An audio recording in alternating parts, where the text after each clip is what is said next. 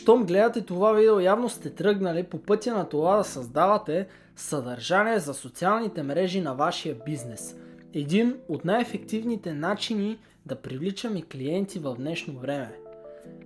Определено вие сте на правилното място, защото сега ще ви покажа нашия процес по създаване на стратегия за съдържание в социалните мрежи. Преди да започнем с същинската част, искам да ви дам една аналогия. Стратегията е като посоката на кораб. Ако корабът няма ясно дефинирана посока, по която той да се движи, какво ще се случи? Първо, или корабът ще се разбие в скалите на някой остър бряг, или ще заседне в плитчина. Това са двете възможности. По същия начин, ако нямаме добре структурирана стратегия за съдържание в социалните мрежи, общо взето шансът всичко да завърши с неуспех изобщо не са малки. И нека сега преминем стъпка по стъпка през нашия процес. Първата от стъпките, които винаги правим, когато създаваме съдържание за наши клиенти, е детайлно проучваме пазара и идеалният клиент на конкретния бизнес. Защото от отговора на този въпрос зависят всички по-нататъчни въпроси, на които се стремим да отговорим, създавайки стратегия. Всичко в социалните мрежи, което бизнесът прави, трябва да отговаря на идеалният клиент на този бизнес.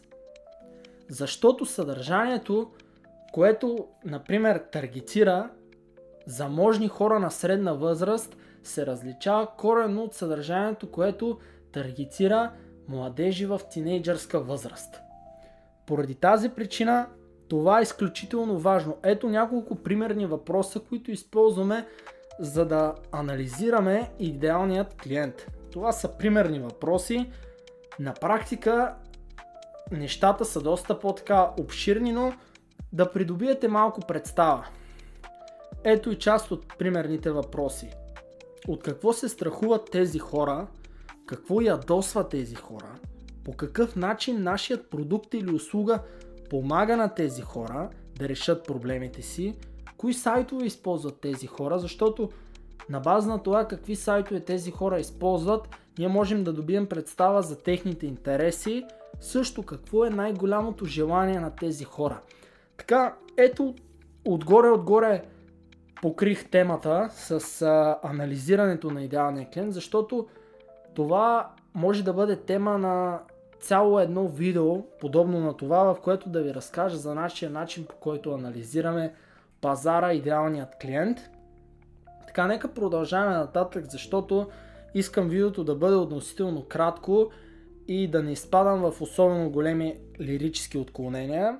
Така, вторият въпрос, на който трябва да намерим отговор, е в кои платформи да намерим идеалният клиент. Ето, виждате ли защо първият въпрос е най-важното нещо, защото отговорим ли добре на него, всичко нататък е изключително лесно и процесът може да бъде преминат за изключително минимално време. Между другото, ако смяташ информацията в това видео като полезна, абонирай се, за да може YouTube да те известява, когато публикуваме други подобни видеа, които могат да помогнат за развитието на твоя бизнес. В България се използват 5 основни платформи. 5 основни социални мрежи. Това са YouTube, LinkedIn, Instagram, Facebook и TikTok. Общо взето хората са концентрирани в тези 5 платформи. И спрямо това кой е нашият идеален клиент, ние горе-долу така знаем вече къде да го търсим.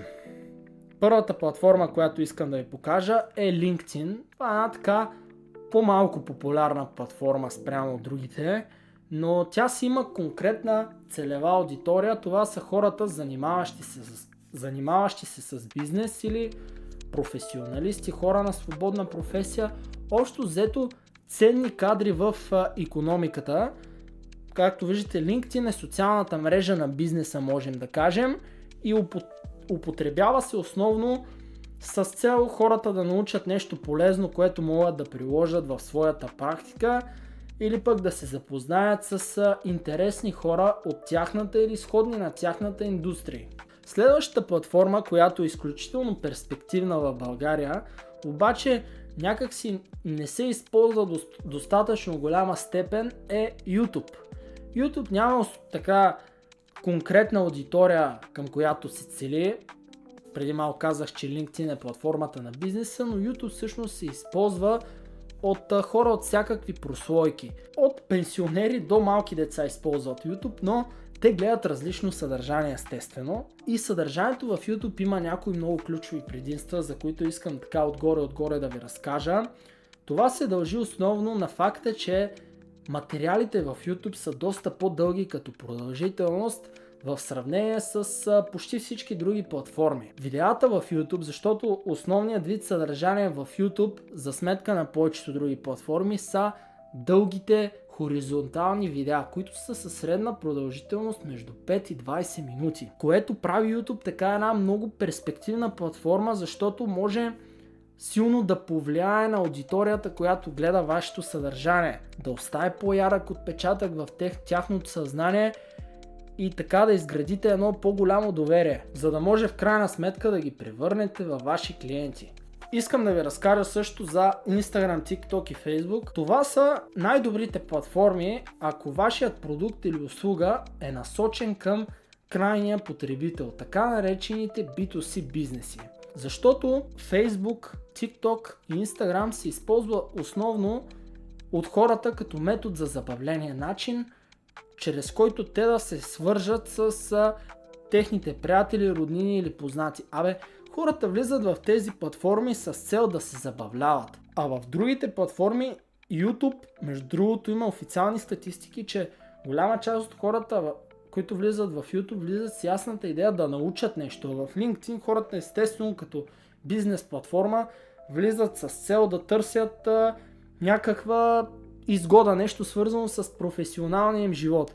Докато за сметка на това в Instagram, TikTok и Facebook хората там се забавляват. Поради тази причина това е идеалното място, например, за бизнеси, занимаващи се с, да кажем, мода, дрехи или пък разни туризъм, развлечения или прочее. Като цяло бизнеси, които са насочени към крайният потребител. Разбрахте какво имам предвид. Сега, третата изключително важна точка, която трябва да обсъдим, е какво трябва да публикувам в крайна сметка. Добре, нека си представим, че вече сте анализирали вашия идеален клиент, знаете в кои платформи да го намерите и тук идва въпроса какво да публикувате, за да грабнете неговото внимание, да го задържите и в крайна сметка хората да станат ваши клиенти. Познайте, отговорът на този въпрос отново зависи от това кой е вашият идеален клиент и какви са неговите интереси. Ето няколко, все пак аз съм написал примерни теми, за да разбудя вашето въображение.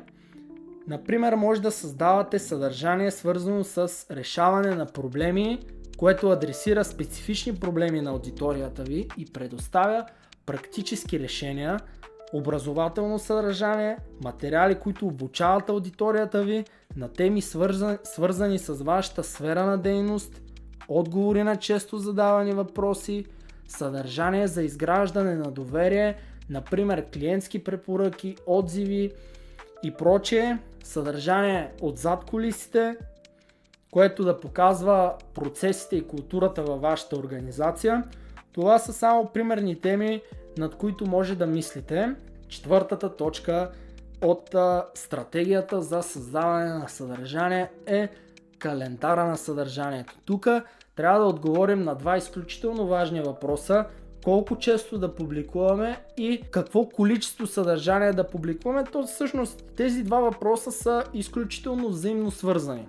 Така, според нас има някои определени минимуми и стандарти, които не трябва да бъдат прескачани, ако искате в крайна сметка съдържанието ви да носи някакви резултати, защото ако правите прекалено малко съдържание, нещата ще се случват изключително бавно. Обаче съдържанието, количеството на съдържание не трябва да бъде за сметка на качеството, защото в свят пренаситен от конкуренция вие трябва да изпъквате, не да бъдете да се сливате с всички ваши конкуренти. По някакъв начин трябва да изпъквате и съдържанието ви естествено трябва да бъде качествено. Поради тази причина според нас минимум е някъде между 3 и 4 публикации на седмица. 3 до 4 публикации говорим ако използвате не само YouTube, защото ако да речем използвате само YouTube като платформа, където да публикувате съдържание, едно видео на седмица е напълно достатъчно, но препоръчително, ако искате така една идея по-бърз растеж, да не се спирате само до една платформа. Това са нашите наблюдения. Общо взето темата е изключително комплексна и трудно може да придобиете необходимите знания от едно няколко минутно видео като това, което гледате в момента. Поради тази причина аз ви предлагам следната безплатна оферта. От първия линк долу в описанието може да запазите напълно безплатна консултация, на която консултация експерт от нашия екип ще отговори на всички ваши въпроси, които имате относно създаването на съдържание. И като бонус, на база на тази методология, която ви представих, на база на тези ключови точки, които ви представих в това видео, ще създаде за вашия бизнес стратегия за съдържание в социалните мрежи. Просто влезте в сайта и заявете такава консултация. Това е всичко, което трябва да направите. Разговорът е напълно безплатен, не е нужно по никакъв начин да се обвързвате с нас. Това беше видеото. Благодаря.